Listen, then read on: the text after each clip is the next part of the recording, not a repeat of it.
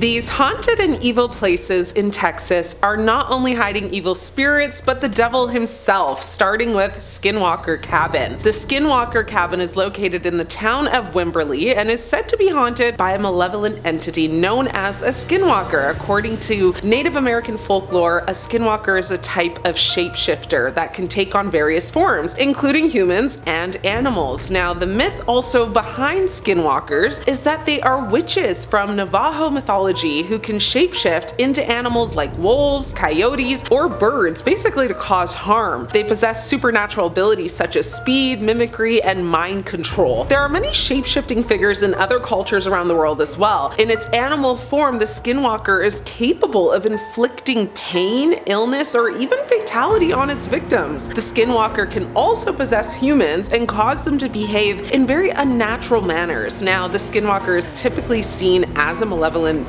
being and is often associated with witchcraft and black magic. A skinwalker may also use the voice of a relative or the cry of an infant to lure victims out of the safety of their homes. Both humans and animals can easily tell a skinwalker from a real animal, as the skinwalker is unable to move completely naturally in animal form. Now, visitors of the cabin have reported strange occurrences such as unexplained noises, movements, and even physical attacks. Some believe the cabin was built on a site where Native American rituals were performed and that the skinwalker entity is a result of these rituals. One person on Reddit shared their experience at Skinwalker Cabin and gave really great details, so if you want to read it all, check it out on Reddit under No Sleep. It's called My Experience at Skinwalker Cabin. And if reading isn't your jam, you can also watch a 2-hour video on YouTube by the Paranormal Files where Colin actually documents his whole experience at Skinwalker Cabin in Texas and showcases the paranormal activity that he caught on camera. Next up is the Driskill Hotel. The Driskill Hotel, located in Austin, is said to be haunted by the ghost of its former owner, Colonel Jesse Driskill. Now, he opened his spectacular hotel on December 20th, 1886, after investing, though, a staggering $407,000 into the work. Rumor has it he lost his pride and joy in a high-stakes poker game. Now, according to legend, Colonel Driskill passed away in the hotel in 1886, and his ghost has been seen by numerous guests and staff. Guests have reported strange things happening, such as, unexplained noises, movements, even sightings of Colonel Driskill's ghost. Now, some believe that the ghost is a friendly spirit, while others believe no, it is a malevolent entity, potentially sent from the devil himself, who is determined to drive guests away. Apparitions of ghostly brides or the sounds of a woman wailing and crying are frequent accounts from those brave enough to actually stay in a suite there. And there's been reports of a spirit or demon basically messing with electricity and plumbing, likely fascinated, with the hotel's modern conveniences. The most documented Driskill ghost story, and one of Austin's best ghost stories, is that of Samantha, the 4-year-old daughter of a senator who passed in 1887. In a freak accident, she actually tumbled down the marble grand staircase to her demise while chasing a ball that her father bought her. The Driskill has welcomed very high society events and historic,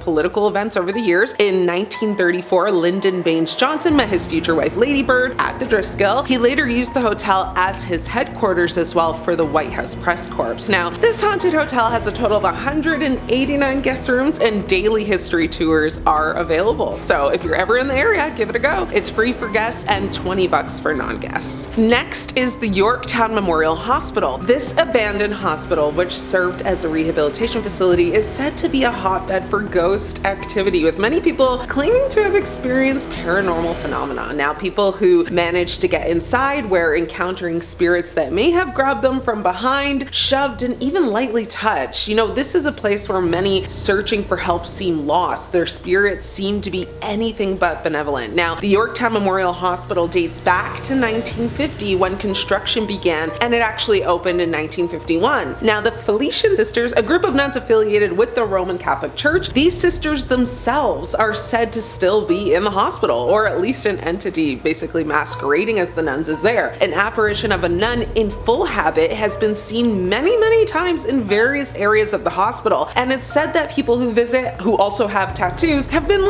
scratched and rushed presumably by the strict nuns. The 30,000 square foot hospital had administration offices, two 2-story wings with hospital rooms, a chapel, and a basement. It closed in 1986 and later reopened as a Substance and Alcohol Rehabilitation Center, which also closed in the 1990s. Now, the hospital is said to be haunted, with some claiming the spirits of nearly 2,000 people who passed there still linger. The building was featured on the television show Ghost Adventures, where Zach Bagans and his team investigated the alleged paranormal activity. The place is loaded with recorded activity and claims of paranormal occurrences, and that is why it is among the most highly toured and frequently investigated paranormal locations in Texas. Now, the most widely reported apparition at Yorktown Memorial Hospital seems to be a little girl named Stacy. Now, nobody seems to know how Stacy passed away, just that she's very active on the property. She can be found in the library if you sit down and read her story. She has also rolled a ball by request. Another widely seen apparition is the heartbreaking entity named TJ. Now, nobody knows if that's his real name, but the apparition seems to be the ghost of an addict who came to the back door of the hospital needing help. Now, it seems the back door buzzer was broken, nobody answered, and then they found this poor young man's perished body on the back stoop the next day. Although the property is now privately owned, you can take a guided tour for $25. And if you're a paranormal investigator, that's a cool $500. The Alamo in San Antonio, Texas. Way back when, before the Alamo earned its nickname as the Alamo, it was known as Mission San Antonio de Valero. Now, the site for the church had been chosen by Father Antonio after the monks' first established mission, which had taken a very horrible turn for the worse. The Alamo is definitely worth remembering, though, not just for its pivotal role in the battle for Texas, but also for its haunted activity. Even after the conflict in 1836, many of the battle's perished people were buried in unmarked mass graves. It was not long after the battle had ended that the first sightings, of specters at the Alamo began to surface. So it will definitely be expected that ghosts will be haunting the grounds at night. Security guards have often heard mysterious footsteps. It is said that often construction workers going, and doing work in the Alamo Plaza sometimes pull up skulls and bones. One of the most commonly spotted ghosts at the old mission is that of a blonde-haired boy. He's seen most often in the upstairs left window, which now is actually a part of the gift shop. As the story goes, it is believed that the little boy was evacuated during the siege of the Alamo. Now, although he did survive, it's thought that perhaps his parents did not, and his spirit returns, over and over and over again to the site where he last saw them, which is really sad. Now, during the month of February, his little ghost is seen the most frequently, so go then if you want to see it. Now, a ghostly guard is also still spotted on the south side of the roof, especially on nights when it's rainy or cold. Visitors of the Alamo, which became a museum in 1905, have expressed feelings very, melancholy when wandering through the main chapel area, and some have even felt really depressed, that tears leap to their eyes and they are powerless to control their emotions. Others have reported,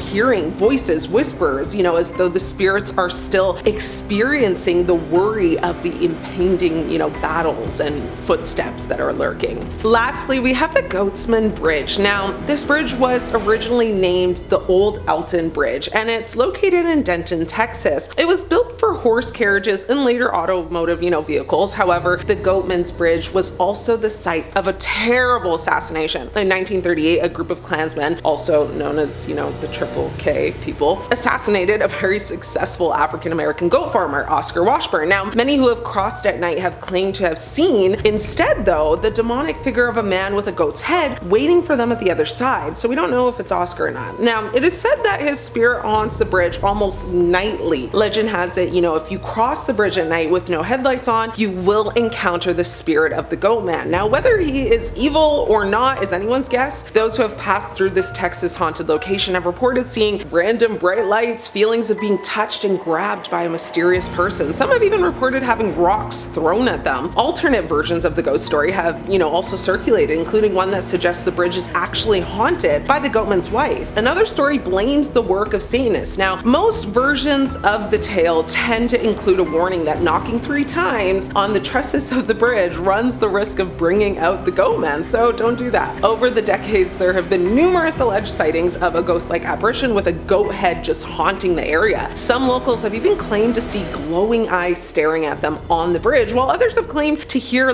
splashing in the creek basically below them, following a very unsettling laughter. Now, in 2017, BuzzFeed Unsolved Supernatural investigated some of these, kind of claims. Now, naturally, none of the ghost stories surrounding the bridge are based on any specific historical facts. Today, the bridge is only used for foot traffic since a replacement bridge was constructed nearby. Which spot in Texas will you be visiting, or which one have you already visited? Let me know. Thanks for watching. I'm your host, Ashley. Until next time, stay scared.